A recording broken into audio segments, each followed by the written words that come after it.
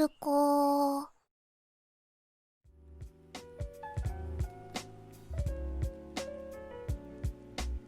What is up, my fellow viewers? This is Otaku, and welcome to another video. Like my previous anime recommendations for the summer season of 2020, it is time to talk about the fall season of this year. You know, since we're almost done with the summer season, unfortunately, we'll be slowly heading to the fall of 2020, and we have a lot to watch when it comes to anime. As per usual, I'll be providing a brief summary for each anime I mention and give you some first impressions. Just a quick reminder though, this video is purely my opinion, but if you have any anime recommendations that are not listed in the video, please provide it in the comments below. I'll be watching almost every anime in this season for the sake of knowledge, but I'll be only recommending a few that I think are worth watching. This list is in no specific order, it is merely the anime shows or movies I'm personally looking forward to. But I'll leave timestamps in the video description, that way you can navigate through the video if you are interested in a particular anime I mentioned. So without further ado, let's get on to it, shall we? To start off the list, and I hope it doesn't get delayed again, we have Is It Wrong to Try to Pick Up Girls in a Dungeon, the third season. I'm not going to re-explain what the anime is about because it was supposed to air in the summer season of 2020, but due to the global pandemic it got delayed, so if there aren't any more delays, it is scheduled to air in the fall season, and so this one still remains on the list for its world, characters and interesting plot, like I mentioned in my summer recommendations. Link in the description if you want to hear more about it. The same thing goes for Assault Lily Bouquet, that was supposed to air in the summer season but got delayed for the same reasons, in which I talked about in the same video. Next up we have Haikyuu to the Top, the second season. The first part of Haikyuu to the Top aired in the winter season of 2020, where most of the story revolves around Hinata and the rest of the team preparing for the nationals. In the second part of the season, the Karasuno team is participating in the big tournament against the top teams of Japan, and against the characters that were introduced in the first part of the season. If you have not seen Haikyuu, you have a lot of content to go through. Around 4 seasons of story. Even if you're not a sports anime fan like I am, or a volleyball fan, the story is very interesting, with great art style and animation, so I totally recommend it. Then on our list we have Jujutsu Kaisen. In a world where demons feed on unsuspecting humans, fragments of the legendary and feared demon Ryoumen Sukuna were lost and scattered about. Should any demon consume the Sukuna's body parts, the power they gain could destroy the world as we know it. Fortunately, there exists a mysterious school of Jujutsu sorcerers who exist to protect the precarious existence of the living from the undead. Yuji Itadori is a high schooler who spends his days visiting his brethren grandfather, although he looks like your average teenager. His immense physical strength is something to behold. Every sports club wants him to join, but Itadori would rather hang out with the school outcasts in the occult club.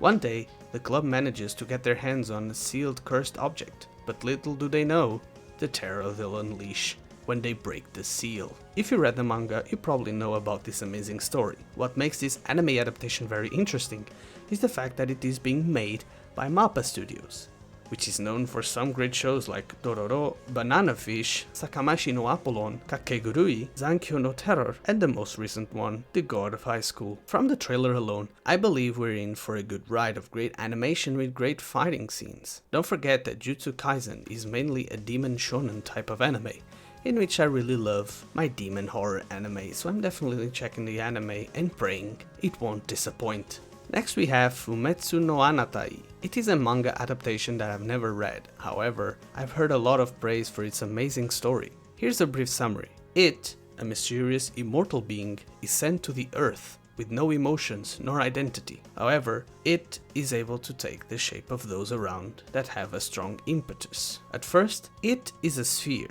Then it imitates the form of a rock. As the temperature drops and snow falls atop the moss, it inherits the moss. When an injured lone wolf comes limping by and lays down to die, it takes on the form of the animal. Finally, it gains consciousness and begins to traverse the empty tundra until it meets a boy. The boy lives alone in a ghost town, which the adults abandoned long ago in search of the paradise said to exist far beyond the endless sea of white tundra. However, their efforts were for naught and now the boy is in a critical state. Acquiring the form of the boy, it sets off never-ending journey in search of new experiences, places and people. For the trailer, we can probably tell that we're in for an emotional ride in this anime. The art style seems pretty amazing and I'm really curious to see what it is about. Next up we have an anime in which it might be a huge trap if I recommend this, and I really don't want to see in the comments people bashing me afterwards. It is Hanyou no Yashahime Sengoku Otogizoushi. We're talking about a sequel to Inuyasha, the anime most of us know. The daughters of Senshoumaru and Inuyasha set out on a journey transcending time. In feudal Japan, half-demon twins, Towa and Setsuna, are separated from each other during a forest fire. While desperately searching for a younger sister, Towa wanders into a mysterious tunnel that sends her into present-day Japan, where she's found and raised by Kagome Higurashi's brother, Suta, and his family. 10 years later, the tunnel that connects the two eras has reopened, allowing Towa to be reunited with Setsuna, who is now a demon slayer working for Kohaku. But to Towa's shock, Setsuna appears to have lost all memories of her older sister. Joined by Moroha, the daughter of Inuyasha and Kagome, the three young women travel between the two eras on an adventure to regain their missing past. So this story is focused mainly on Sesshomaru and Inuyasha's daughters, and there seems to be a lot of time travel, as you heard from the synopsis. I mean, this anime might be alienating some Inuyasha fans out there because it diverges a little bit from the original story. Nevertheless, for its animation, Sunrise Studios will be responsible for it, and if you heard about this studio, you probably know they are famous for masterpieces like the original series of Code Geass, Cowboy Bebop, Quintana, and of course, the previous Inuyasha series as well. So yeah, take this recommendation with a pinch of salt. Even if you won't check it out, I'll watch it for you guys and maybe even make a review about it. Next on the list we have the anime I'm the most excited for in this season, and that is Kamisama ni Natta Hi.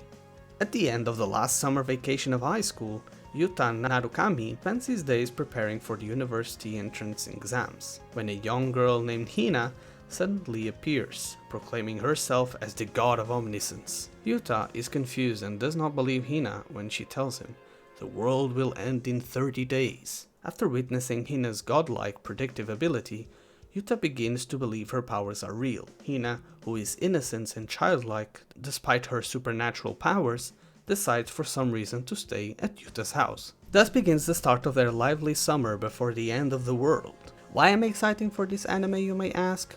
Well, because first of all, Maeda Jun, the person responsible for the creator of this anime, was also responsible for Angel Beats. Also, it is animated by PA Works, well known for some great shows like Angel Beats that I just talked about, and Charlotte, in which I believe everyone is aware of those shows with amazing animation and whatnot. Not only the animation and art style look to be promising, but also because of its interesting plot. This anime also received a lot of hype ever since it was announced, and I can't wait to watch it, to be honest, especially for its premise.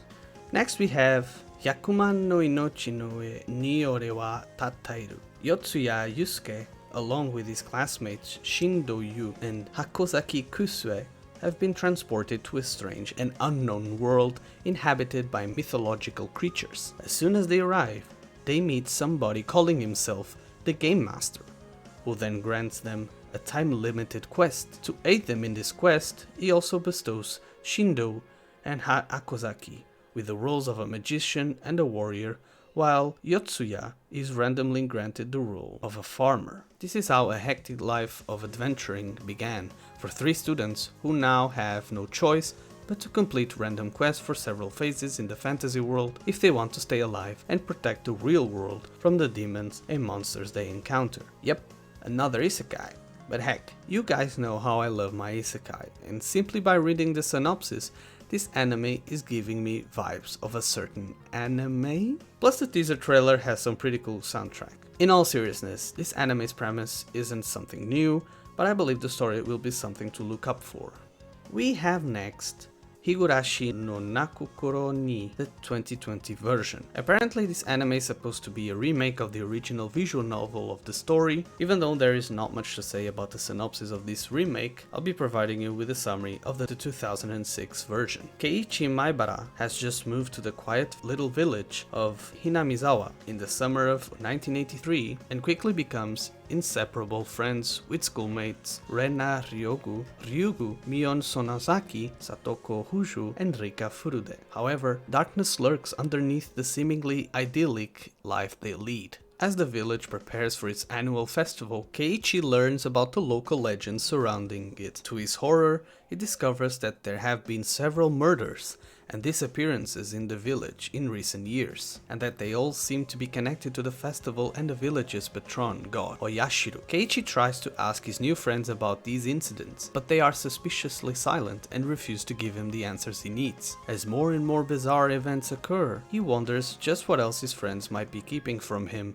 as if he can even trust them at all. When madness and paranoia begin taking root in Keiichi's heart, he will stumble straight into the mysteries at work in Higurashi no Naku Koro ni, a story that is told across multiple arcs. If you are unfamiliar with Higurashi's story, you should probably watch the original series from 2006 or simply watch the visual novels. It is a great opportunity to old fans and newcomers to experience this anime with a fresh start, for its characters that are amazing and the story that is a huge mystery. Next on our list we have Senyoku no Sigdrifa. This anime was supposed to air in the summer season, but also got delayed. The pillar suddenly appeared above Earth, threatening all life. A god who called himself Odin came to the aid of humanity, and it was driven to complete defeat. To counter the pillars, Odin declared a counterattack by bequeathing humanity with the battle maidens, Valkyries, and the hero craft as their wings. Several years, the battle between humanity and pillars rages on, with men supporting the Valkyries as they soar through the treacherous skies to save the world. Japan is no exception. 3 Valkyries confront a giant pillar looming over sacred mountain Fuji. Each Valkyrie is killed, but each also has issues, and now an ace pilot has arrived from Europe. Now is the time to fight back, humanity. The day of reckoning has arrived. The time of Ragnarok draws near. I can say we're looking into a very interesting premise with a lot of female characters in the mix, in which I'm personally looking forward to. But also, it is being animated by A1 Pictures, and so we can obviously expect great animation as well, known for animate some of the most popular shows like SAO, Nanatsu no Taizai, Fairy Tail, and also some great anime like Yakusoku no Neverland, Kaguya-sama, Anohana, and many others.